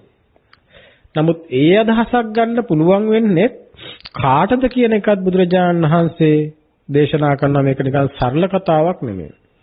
දැන් මෙහෙම දිග කාලයක් ආශ්‍රය කළා එක්ව ජීවත් වෙලා ඊළඟට අදහස් පිළිබඳව විමසලා එයා විපදිත ක්‍රියාත්මක වෙන විදිය පිළිබඳව දැනගෙන එයාත් එක්ක සාකච්ඡා කරලත් හැම කෙනෙකුටම අදහසක් ගන්න බෑ. ඒ අදහසක් ගන්න පුළුවන් වෙන්නේ බුදුජානක දේශනා කරනවා ඒක කෙටි කාලයකින් නෙමෙයි දිග්ග කාලයකින්. දිග කාලයක් ඇසුරු කරලා තමයි මේක දැනගන්න වෙන්නේ. ඒ වගේම විමසන්නෙකුට මිසක් නොවිමසන්නෙකුට නෙමෙයි. දිග කාලෙකින් දැනගන්න පුළුවන් වෙන්නේ හොඳ විමසීම් නුවණක් තියෙන කෙනෙකුට. ඒ වගේම බුදුරජාණන් වහන්සේ දේශනා කරනවා එහෙම දිග කාලයකින් විමසන්නෙකුට උනත් දැනගන්න පුළුවන් වෙන්නේ විමසලවත් උනත් දැනගන්න පුළුවන් වෙන්නේ ප්‍රඥාවන්තයෙකුට මිසක් දුප්පඤ්ඤයෙකුට නෙමෙයි. බලන්න කෙනෙක්ගේ සීලය, පවිත්‍ර බව, ඥාන ශක්තිය, ප්‍රඥාව පිළිබඳව දැනගන්න නම් එයත් එක්ව ජීවත් වෙලා ඇසුරු කරලා අදහස් විමසලා එයා විපතේදී හැසිරෙන විදිය බලලා එයාත් එක්ක සාකච්ඡා කරලත් ඒත් තීරණයක් ගන්න පුළුවන් වෙන්නේ කෙටි කාලෙකින් නෙමෙයි කියනවා. මොකද රංගපෑමක් කරන්න පුළුවන් තමන්ගේ සීලය පිළිබඳව, අවබෝධය පිළිබඳව. එහෙම අවබෝධය ඇත්ත වුන් විදිහට එහෙම හැසිරෙන්න, ජීවත් වෙන්න, කතා කරන්න පුළුවන් අය ඉන්නවා. ඉතින් ඒක නිසා තමයි බුදුරජාණන් දේශනා කරන්නේ කාලයක් ඇසුරු කරලා ඊළඟට එයාලගේ අදහස් පිළිබඳව විමසලා, ඒ වගේම විපතේදී හැසිරෙන විදිය බලලා, ඒ වගේම යාලත් එක්ක සාකච්ඡා කරලා, ඒකත් කෙටි කාලයක් නෙමේ දිග කාලයක්. ඒ වගේම ඒක විමසන්නෙකු මිසක් නොවිමසන්නෙකු නෙවෙයි. ඒ වගේම දුප්පඤ්ඤයෙකු නෙවෙයි ප්‍රඥාවන්තයෙකු විසින් බලලා තමයි මේ පිළිබඳව අදහසක් ගන්න වෙන්නේ. ඒකෙන් අදහස් කරන්නේ ඒ පිළිබඳව අදහසක් ගන්න පුළුවන් වෙන්නේ සත්පුරුෂයෙකුට විතරයි. එහෙම නැත්නම් මෙතන මේ ප්‍රඥාවන්තයෙක් කියන්නේ මෙතන සත්පුරුෂ භූමියේ ඉන්න කෙනෙකුට විතරයි මේ මට්ටමින් කරලා හරි මේ අදහසක් ගන්න පුළුවන් වෙන්නේ මෙහා ආර්යෙක්ද නැද්ද කියන එක. ඉතින් ඒක නිසා මේක හරි ඇත්තටම මේ දේවල් මේ අනුන්ගේ අවබෝධය අනවබෝධය හොය ඉන්න ශාසනයක් නෙමෙයි මේක. නමුත් එහෙම හොයන අයනේ වැඩි. ඉතින් ඒ හොයන අයට එය නොකල යුතු දෙයක්, ඒ වගේම කළත් ඔබට එය කරන්න පුළුවන් දෙයක්ද බැරි දෙයක්ද කියන එකයි මේ හේතු ගන්නන්නේ. සත්පුරුෂයාට විතරක් අදාළ කාරණාවක්. සත්පුරුෂයෝ ඉතින් ඕවා කර ඉන්නේ නැහැ. සත්පුරුෂය අනුන්ගේ අවබෝධය සීලය හොයන්න යන්නේ. සත්පුරුෂයා කරන්නේ තමන්ගේ අවබෝධය සීලය හොයන එක තමයි. ඉතින් මේ බුද්ධ ශාසනයේ මේ විදියට බුදුරජාණන් වහන්සේ දේශනා කරනවා සංයම නැත්තෝ සංයම ඇත්තෝ ලෙස පෙන්눔 කරනවා. සංයම නැති අය සංයම ඇති අය වගේ වාසය කරනවා. එතකොට එහෙම උන්වහන්සේකට උදාහරණයක් දෙනවා. මේ සංයම නැති අය, අවබෝධය නැති අය, ප්‍රඥාව නැති අය අවබෝධය, සංයමයේ, ප්‍රඥාව ඇති අය ලෙස පෙනෙන්නට දැනෙන්නට සලස්වමින් ජීවත් වෙනවා. හරියට අනාගත කාලයේ රන් පිළිම වගේ, රන් ආලේපිත මැටි පිළිම පවතිනවා වගේ හැබෑවටම රන් පිළිම කියලා රැවටිලා, අවබෝධයටපත් වෙච්ච අය කියලා රැවටිලා, ඇත්තට මේ බොල් වෙච්ච මැටි පිළිම වලට රැවටිලා ක්‍රියාත්මක වෙන ස්වභාවයක් කියන එකයි බුදුරජාණන් වහන්සේ දේශනා කරන්නේ. ඒ නිසා බුදුරජාණන් වහන්සේ එවැනි ස්වභාවයේ ක්‍රියාත්මක වීම පිළිබඳව හරි අපූර්වට කරන දේශනාවක් තියෙන අනාගත භය සූත්‍රය කියලා. ඒ සූත්‍රයේ වචනේම බලන්න පින්නොතනේ උන්වහන්සේ සූත්‍රයේ වචනේම දීලා තියෙන අනාගත භය.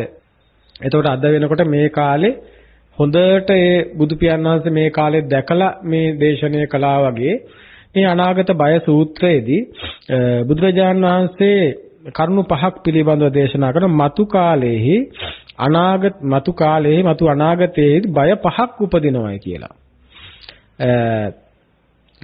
ඊට පස්සේ ඒ දේවල් දැනගෙන ඒවා දුරු කළ යුතුයි කියන කාරණාව බුදුරජාණන් වහන්සේ දේශනා කරනවා. මතු කාලයේහි මතු අනාගතයේහි විවිධාකාර බය පස්වරූපයකින් හට ගන්නවා. ඒ දේවල් දැනගෙන ඒ දේවල් දුරු කළ යුතුයි කියලා බුදුරජාණන් වහන්සේ දේශනා කරනවා.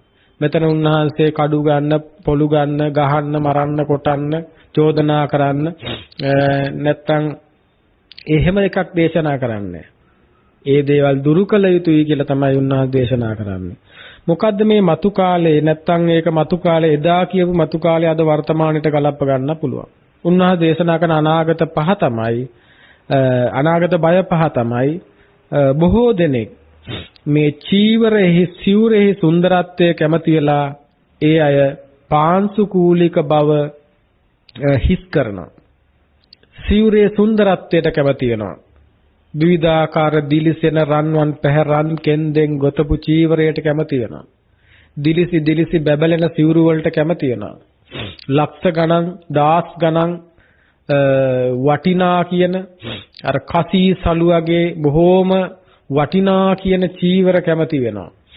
එහෙම චීවරයන්ට කැමති වෙලා ඒ ඇත්තෝ පාංශුකූලික බව හිස් කරනවා කියලා කියනවා මතු අනාගතයේදී. මේ බුදු පියාණන් වහන්සේ අනාගත භය සූත්‍රයේ දේශනා කරන්නේ. මතු අනාගතයේ භික්ෂුව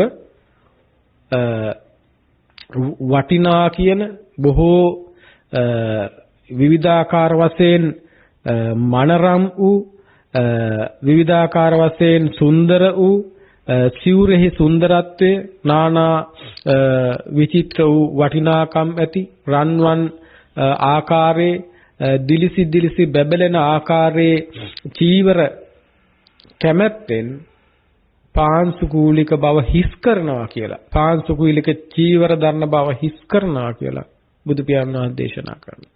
ඒ වගේම ඉන්නාස දෙවෙනි කාරණේ විදිහට දේශනා කරනවා පිණ්ඩපාතයට රසමසවුලු කැමැත්තෙන් මේ ලෝකේ තියෙන විවිධ වූ රසමසවුලු කැමැත්තෙන් පිණ්ඩපාතික බව පිණ්ඩපාතික වැසෙන යැපෙන ස්වභාවයෙන් දුරු වෙලා වනසෙනසුන් වලින් නගරයට සංක්‍රමණය වෙනවා කියලා.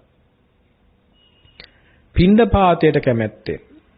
එතකොට මෙතන මේ දේශනා කරන්නේ පිණ්ඩපාතයේ තියෙන රසමසවුලු වලට කැමැත්ත. ඒ කියන්නේ Taman මේ රස තෘෂ්ණාව නිසාම, කෑමට තියෙන ආසාව නිසාම, කෑමට තියෙන කැමැත්ත නිසාම ඒ අය මේ වනයේ තියෙන යම්තම් මොනවා හරි යැපිච්ච ස්වභාවය පිණ්ඩපාතයක් කරගෙන එදිනෙදා ලැබෙන දෙයින් ජීවත් වෙච්ච භික්ෂුව අර මෙතන අදහස් කරන්නේ නගරයේ ජීවත් වෙන එක ඇතුලේ තියෙන ප්‍රශ්නයක් ගැන නෙවෙයි.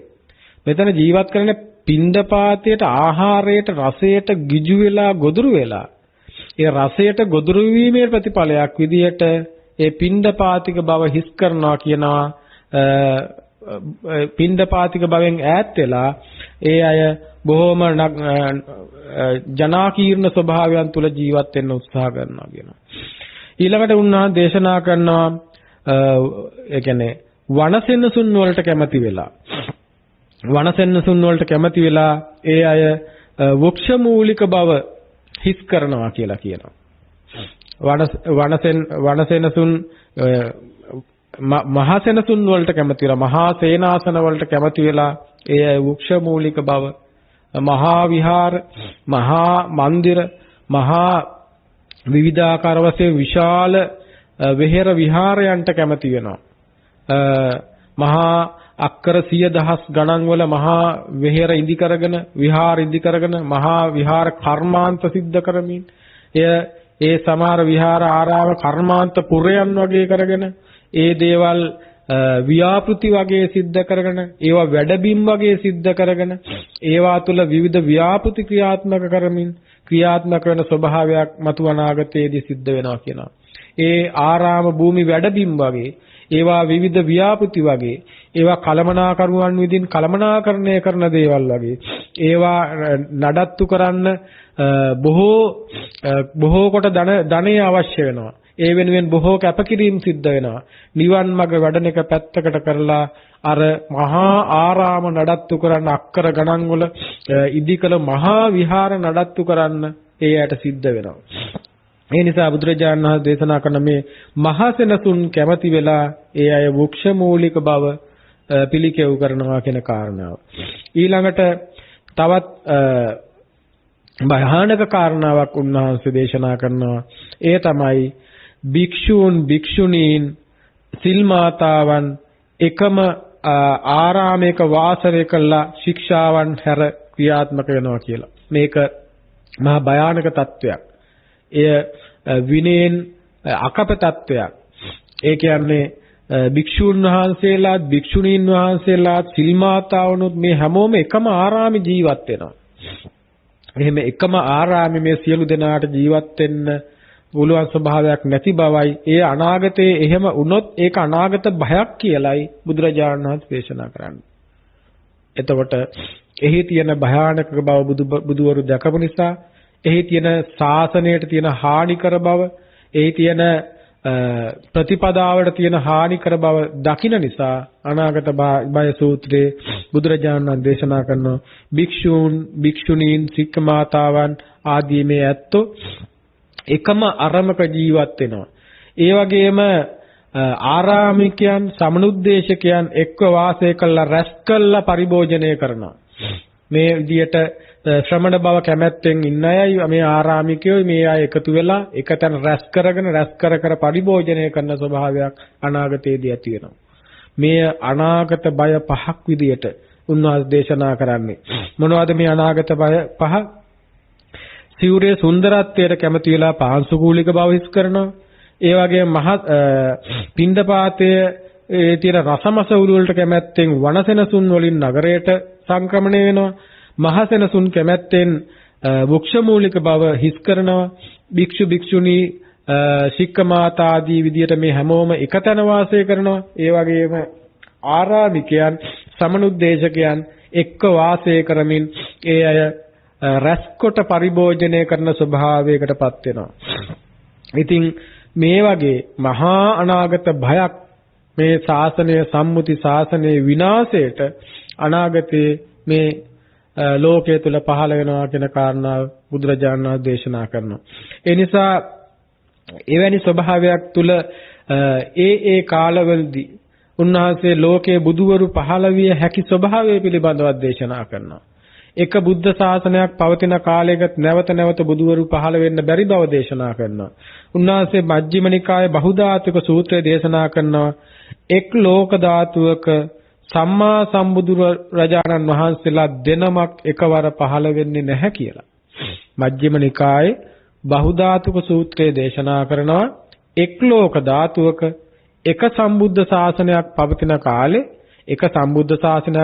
කාලේ එක් ලෝක ධාතුවක සම්මා සම්බුදු රජාණන් වහන්සේලා දෙනමක් පහළ වෙන්නේ නැtei කියන කාරණා.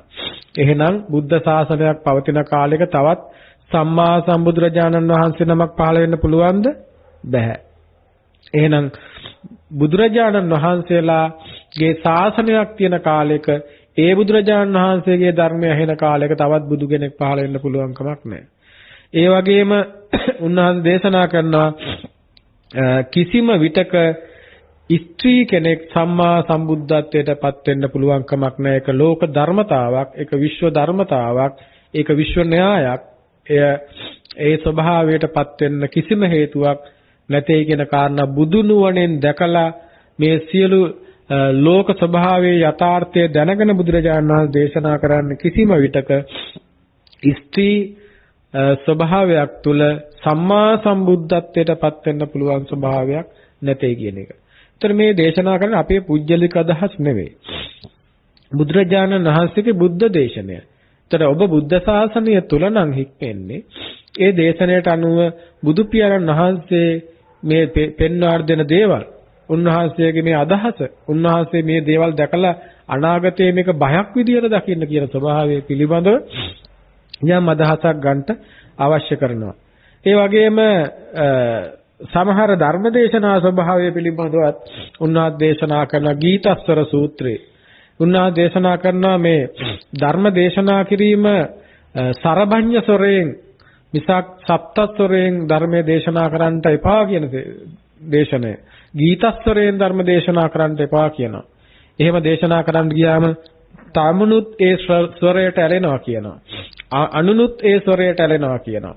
ඒ වගේම තමනුත් අනුනුත් ඒ ස්වරයට ඇලලා නිවන් මාගෙන් ඈත් වෙලා එය කාමයේ විඳින ශබ්දයක් එක්ක ඒක තණ්හාව ඇතිවන විදිහේ සැප වේදනාවකට විඳීමට ලක් වෙලා ලෝකයේ තුල අபிසංස්කාර සකස් වෙන විදිහේ ස්වභාවයක් ධර්මදේශනාවක් තුළින් සිද්ධ වෙනවා නම් ඒක නොවිය යුතුයි කියන තැනයි උන්වහන්සේ දේශනා කරන්නේ.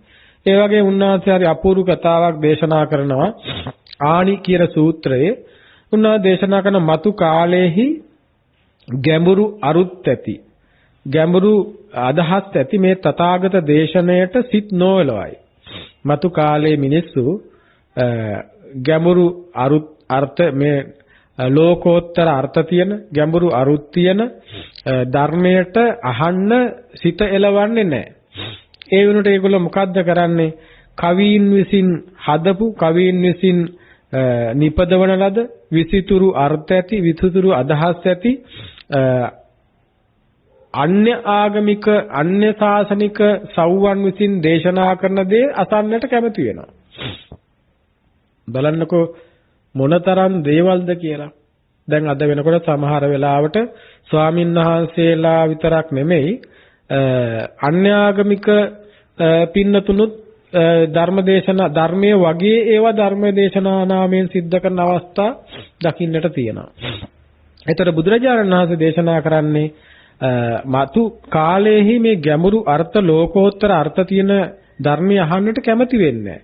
ඒගොල්ලෝ අහන්න කැමති කාලීන දේවල්, ඒගොල්ලෝ අහන්න කැමති සුන්දර ලේසි කතන්දර වගේ දේවල්, ඒගොල්ලෝ අහන්න කැමති hina යන දේවල්. ඒතකොට බුදුරජාණන් වහන්සේලා හිනස්සවන්න ධර්ම දේශනා කරන්නේ. ඒ වගේ ඒගොල්ලෝ කැමති අඬන දේවල් කරන්න බුදුරජාණන් වහන්සේ අඬන්න ධර්ම දේශනා කරන්නේ. කාගේ හරි අම්මෙක්ගේ හරි තාත්තෙක්ගේ හරි රටක් දයක් ගැන හරි සංවේදී කරලා හැඟීම් බර කරලා හදවතට කාවදින විදියට වචන ටිකක් ලයාන්විතව කියලා ඒ ඇස් වලට කඳුළු උනන විදියට ධර්ම දේශනා කරන්න එපා කියනවා. එතකොට එහෙම ධර්ම දේශනා කරන්න අකපැයි කියලා දේශනා කරනවා. එතකොට එහෙම එකේ මතු කාලයේදී වර්තමානයේත් අනාගතයේත් එවැනි දේවල් සිද්ධ වෙන්න පුළුවන් කියන එක බුදුරජාණන් වහන්සේ දේශනා කරන ආනි සූත්‍රයේ එවැනි ආකාරයේ දේවල් සිද්ධ වුණොත් අර මිහිඟු බෙර වයන්යන්ගේ බෙරයක් පැලිච්ච වෙලාවේදී ඒ බෙරේ නිවැරදිව සකසන්නේ නැතුව වැරදි ඇණයක් ගැහුවා වගේ ධර්මයේ නැමැති බෙරයට මේ වැරදි ඇණ එකතු වුණාට පස්සේ ඒ ඇණයට අනුවයි ශබ්දය ඇහෙන්නේ. ඊට පස්සේ බල්බල් හඬක් මිසක් අර ධර්ම රස විඳින්න පුළුවන් හඬක් ඇහෙන්නේ නැහැ. ඒ නිසා අන්න එවැනි ස්වභාවයකට වැටිගෙන යන ස්වභාවයකටපත් වෙන්න පුළුවන්කම තියෙනවා. ඒ නිසා තවත් මීට අදාළම කාරණාවක් තියෙනවා රුන්නමිද කියන සූත්‍රයේ. ඒකෙදි බුදුරජාණන් වහන්සේ දේශනා කරන මහණෙනි ගී කීමක් ඇතනම් ආර්ය විනයෙහි එය හැඬීමකි කියලා. බලන්න ගීත ස්වරයෙන් දහම් දසනයකට බුදුරජාණන් වහන්සේ කියන හැඬීමක් ආර්ය විනයෙහි ඒක හැඬීමක් කියලා කියනවා. ඉතින් ඒක නිසා මේ වගේ ස්වභාවයක් තුළ බුදුරජාණන් වහන්සේලා දේශනා කරනවා හරියට කිරි සහිත තෙත දිවුල් දණ්ඩක් කොච්චර මැද්දත් ඒකෙන් ගිනි ගන්න බෑ වගේ. කිරි සහිත අලුතෙන් කඩාගත්ත කිරි සහිත තෙත දිඹුල් දණ්ඩක් අරගෙන ඕක කොච්චර ඇතුළුවත් ඕකෙන් ගිනි නිපදව ගන්න බෑ වගේ. ඒ වගේ කවුරු හරි කෙනෙක් වස්තුකාමයන්ගෙන් වෙන් වෙන්නේ නැතුව වස්තුකාමයන් කැමැත්තෙන් වස්තුකාමයෙන් යදිමින් වස්තුකාමයන්ම පතමින් ඒ භෞතික වස්තුම ප්‍රාර්ථනා කරමින් ඒවත් එක්කම ඉඳ ඒකේනා හිතනවා නම් ඒකේනා කල්පනා කරනවා නම් ඒකේනා කියනවා නම් Taman මේ කාමයේ පිළිබඳව ඇල්ම දුරු කරනවා කියලා නැත්නම් ක්ලේශකාමයන්ගෙන් දුරු වෙනවා කියලා ඒකේනා මොනම විදියකටවත් අනුත්තර අනුත්තර වූ සම්බෝධියටපත් වෙන නැත්නම් අනුත්තර වූ අවබෝධයටපත් වෙන්න අභව්‍යයි කියන එක දේශනා කරනවා. ඒ නිසා කවුරු හරි හිතනවා නම් මේ ලෝකේ මහා ඇත්ත තමයි කතාව. කාමය මේ සංකල්පීමය රාගය තමයි දුරු කරන්න තියෙන්නේ. එතකොට ඒකෙදි සංකල්පීමය රාගය දුරු කරන තැනදී ඒක දුරු කරනවා කියලා කවුරු හරි එක අන්තයකට යනවා නම් පෙන්ඩෝල් පෙත්තක්වත් ඕනේ නැහැ, කිසිම දෙයක් ඕනේ නැහැ, අඳින්න සිවුරක්වත් ඕනේ නැහැ, මුකුත් ඕනේ නැහැ කියලා ඒ දුක්ඛිත ප්‍රතිපදාවත් බුදුරජාණන් වහන්සේ ප්‍රතික්ෂේප කරනවා. එතකොට ඒක අත්හල යුතු අන්තයක්. ඒ වගේම තව පැත්තකින් කියනවා නම් මේ වස්තුකාමයන්ගෙන් ඒ කියන්නේ වස්තුකාමයන්ම පතමින් ඒ වස්තුකාමයන් තුළ උපරිමයටම යනවා. රජසැප විඳිනවා වගේ, රජවරු සැප විඳිනවා වගේ මට්ටමට මේ ශාසනය තුල භික්ෂුව ක්‍රියාත්මක වෙනවා නම් ඒ රජවරුන්ටත් එහා ගිහිල්ලා මහා උපභෝග පරිභෝග කාම සම්පත් විඳිමින් අප්‍රමාණ වූ කාම සම්පත් රජසැප විඳිනවා වගේ රජවරුන් ඇසුරු කරමින් මැතිවරුන් ඇසුරු කරමින් රජමාලිගාවල ජීවත් වෙමින් රජබතෙන් යැපෙමින් රජ මැතිවරුන්සේ ජීවත් වෙනවා නම් බුදුරජාණන් දේශනා කරන අමුතෙත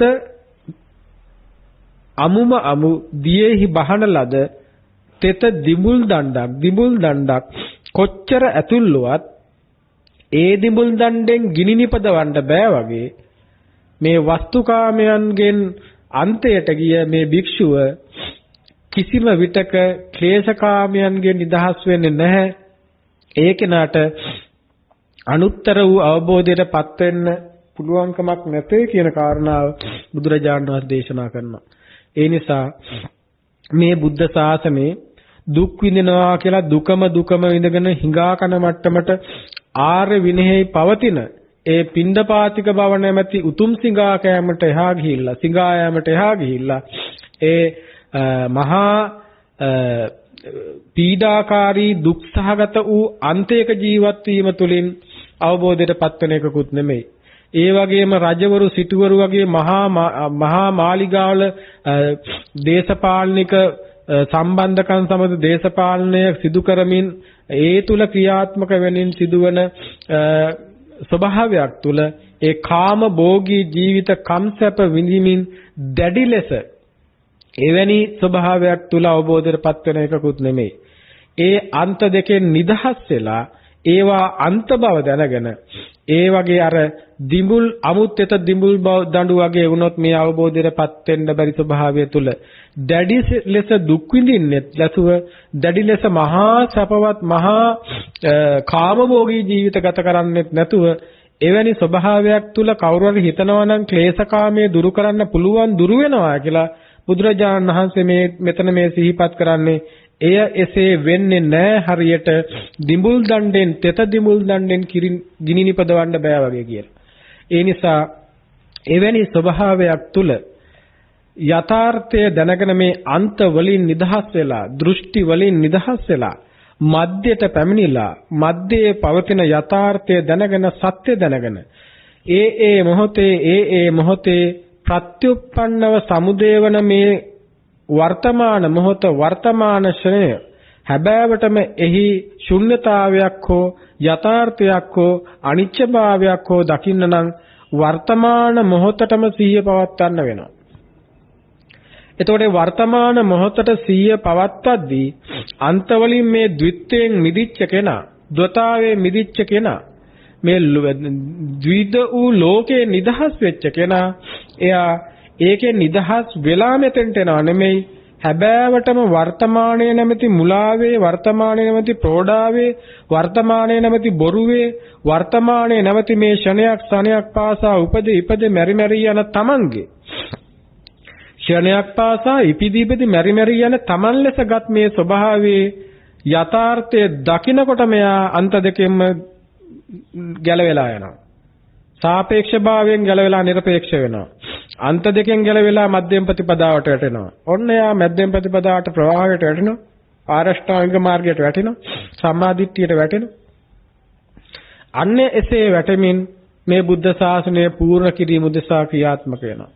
එසේ බුද්ධ ශාසනය පූර්ණ කිරීම උදෙසා ක්‍රියාත්මක වෙන්න හැබෑවටම විවිධ දෘෂ්ටි වලට අන්තර වලට ගතු නොවි විවිධ දෘෂ්ටි වලට අන්ත වලට නොයටි හැබෑවටම බාහිර ලෝකයේ හොයනකින් මිදිලා ධර්මයේ විදියට අධර්මයේ විදියට තේරුම් ගන්න.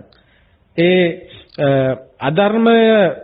අධර්ම මාර්ගයේ ප්‍රහාණය කරමින් ධර්ම මාර්ගයේ වඩමින් මිච්ඡා ප්‍රතිපදාව දුරු කරමින් සම්මා ප්‍රතිපදාව වඩමින් එකිනෙකාගේ බාහිර ලෝකයේ හරි වැරදි හොයන්න යන එක පැත්තකින් තියලා සත්‍ය වූ නිවැරදි වූ ආර්ය වූ දේශනාවට අදාළ ප්‍රතිපදාව වඩමින් නිවන් මඟ වඩමින් ලෝකයෙන් අත්මිදී ලෝකෝත්තර සුවය විඳින්න පිනති ඔබ හැමදෙනාටම මේ උතුම් සිරිසදහම් දේශනාව එකසේ හේතු වේවා වාසනාව වේවා කියලා ආශිංසනය කරනවා. හැමදෙනාටම සම්මා සම්බුදු සරණයි.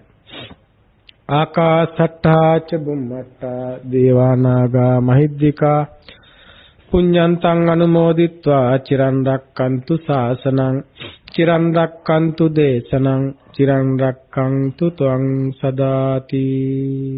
සදැහැති පින්නතුනි, අද දවසේ ප්‍රඥා රූපවාහිනිය ඔස්සේ සිදු කරන මේ උතුම් ධර්ම දේශනාවෙහි සදැහැති දායකත්වය ගෙන කටයුතු කරන්නේ මොරටුව එගොඩ උයන පදිංචි නොයල් වික්‍රමසිංහ මහත්මයා ඇතුළු පවුලේ සියලු දෙනා විසින්.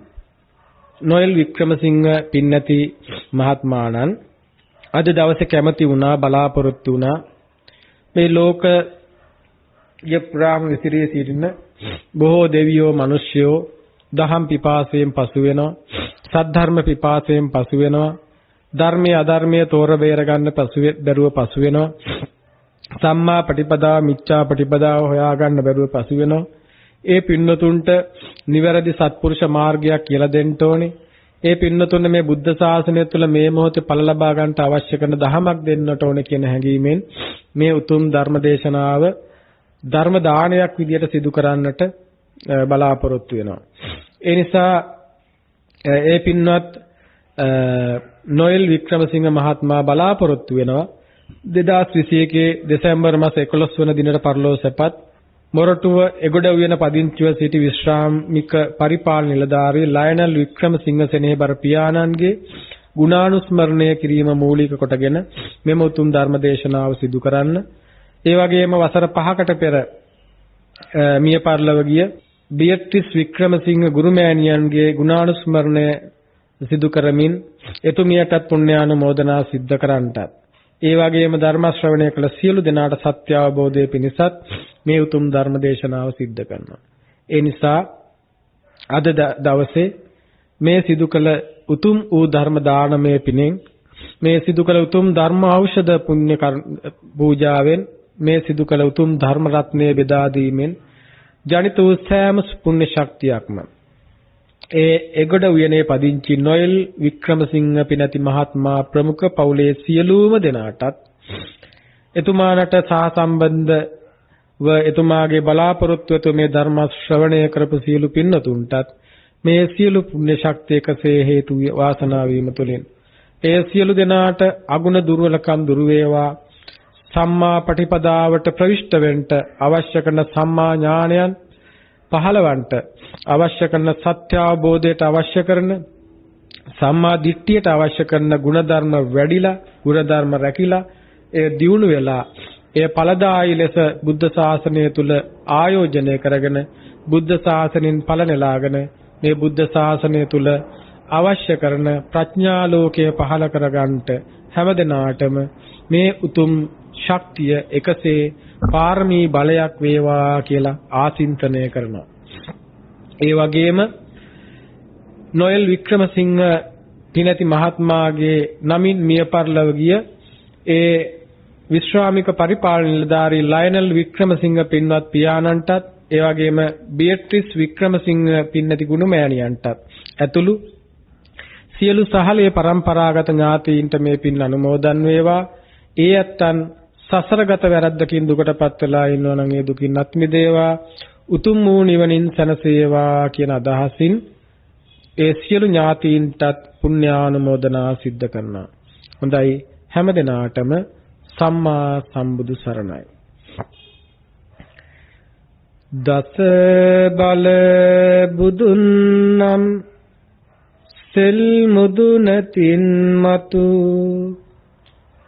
නිවන්නම් මහා සමුදුර කෙලවර කොට ඇති දසතින් අරියටඟි මග සිහිලින් සිහිල් වූ නිති සුවදෙන ජිනවදන් ගඟ බෝකල් ගලාවා සව් සතන් සනහා සාදු සාදු රාගක්ඛයෝ නිබ්බානං